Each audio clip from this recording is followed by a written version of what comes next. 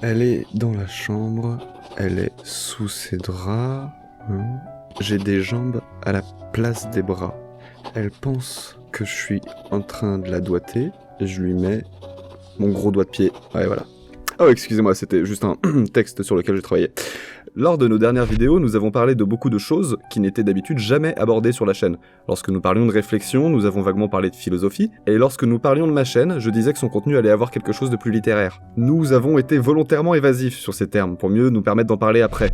Vous l'aurez compris, on ne peut pas taxer tout ce qui tient à la réflexion de philosophie, tout comme on ne peut pas appeler littérature tout ce qui est écrit avec une attention aux mots et aux effets de style. Mais alors c'est quoi la différence? Est-ce qu'une œuvre ou une réflexion philosophique, si elle est faite avec style, ne peut pas être de la littérature? Et inversement, une réflexion sur la littérature ne peut-elle pas devenir philosophie?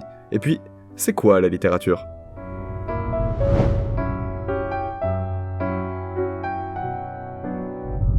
Littérature, c'est un de ces mots dont on croit tous connaître la définition. Alors même qu'on peut être en train d'étudier la littérature, le nom de la discipline est assez souvent pris pour acquis. La littérature, tout le monde sait ce que c'est Molière, Chrétien de Troyes et Victor Hugo. Pour bien comprendre ce qu'on met en jeu en disant quelque chose comme ça, il faut déjà savoir donner une date à ce qu'on pourrait appeler la naissance de la littérature telle qu'on la connaît. Je vous laisse un peu de temps pour supputer.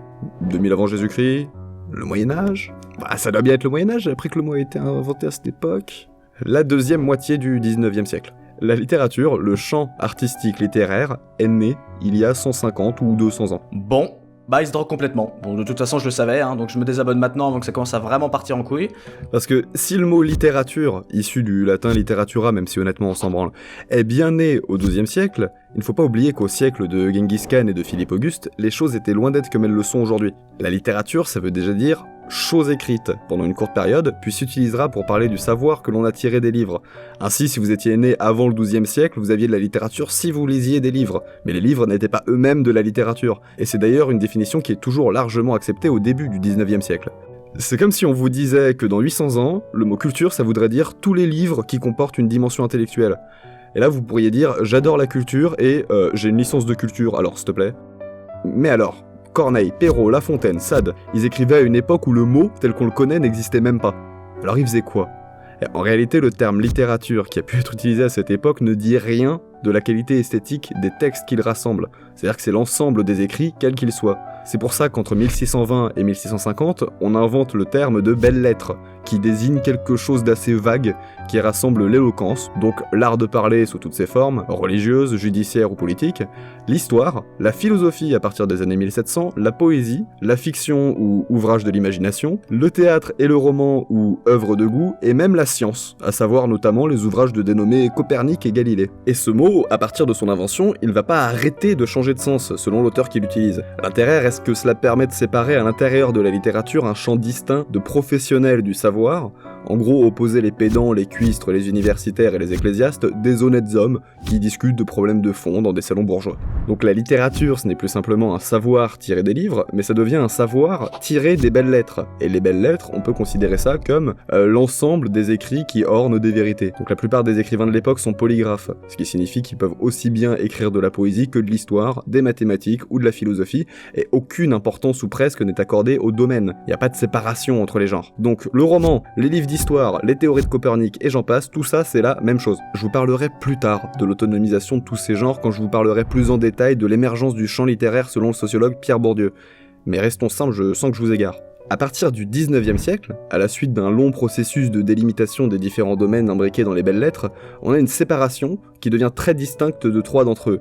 La littérature, la philosophie et l'histoire. Au XVIIIe siècle, on commence déjà à voir Descartes, qui écrit de la philosophie avec un langage très conceptuel et rempli de jargon, qui marque cette distinction qui est en train de s'effectuer. Et c'était pas encore probant, parce qu'à la fin du XVIIIe siècle, les figures majeures de la philosophie, c'est Jean-Jacques Rousseau et Voltaire, qui eux tentent de rapprocher la littérature de la philosophie le plus possible, en utilisant les charmes de la fiction. Et c'est donc bien à l'aube du 19e siècle, avec Kant et Hegel, que la philosophie va renoncer à tout ornement et revendiquer une langue spéciale, c'est ça qu'on appelle le jargon, qui lui permettra de mieux élaborer les concepts et des systèmes de réflexion. On a donc le même mouvement qui se fait avec l'histoire, qui adopte ce qu'on appelle le style gris.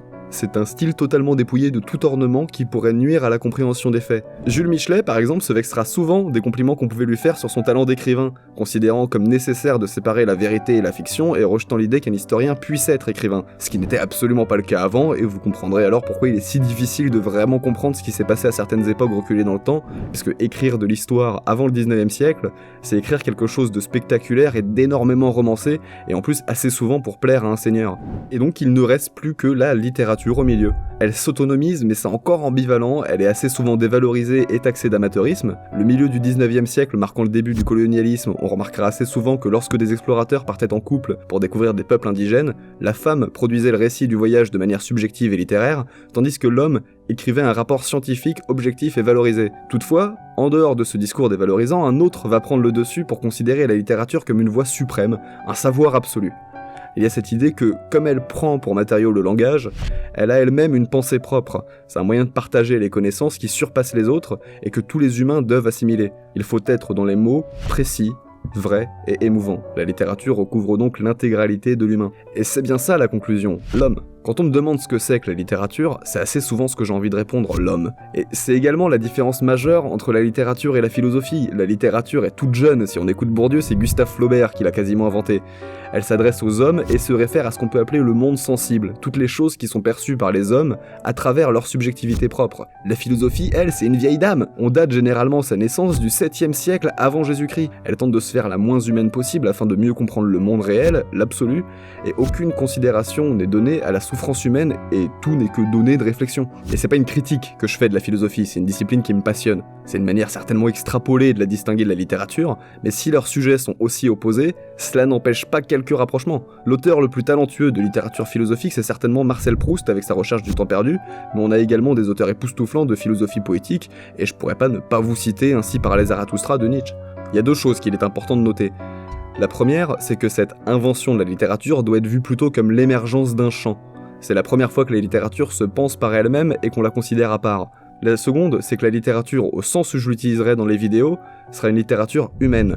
Peut-être pas toujours une littérature de la modestie, mais pour comprendre l'importance de l'homme dans la littérature et pour comprendre à quel point c'est aux hommes et à tous les hommes que s'adresse la littérature, il faut d'abord comprendre que ce qu'on vous a souvent présenté comme tel était en fait des belles lettres. Et c'est là la différence majeure entre la philosophie et la littérature. Certes, pour comprendre des œuvres littéraires, il faut avoir une certaine dose de culture dans certains domaines, mais une bonne œuvre peut être entendue par n'importe qui. Un des prérequis de l'apprentissage philosophique, c'est l'initiateur. Vous ne pouvez pas vous attaquer à Nietzsche ou à Kant si vous n'avez pas été initié à ces philosophes. Et vous ne pouvez pas supporter la philosophie si vous conservez vos intérêts humains à percevoir les choses à travers votre sensibilité et vos priorités morales. En d'autres termes, et je finirai cet épisode par une citation du baron de Montesquieu, c'est une chose extraordinaire que toute la philosophie consiste dans ces trois mots. On bat les couilles, frère. D'ailleurs, c'est assez marrant, mais quand vous comparez la définition de littérature dans le dictionnaire de l'Académie française de 1762, vous tombez sur ceci. Littérature, substantif féminin, érudition, doctrine, ce mot regarde proprement les belles lettres. Et comme exemple, vous avez notamment n'avoir point de littérature ou avoir beaucoup de littérature, et un ouvrage plein de littérature.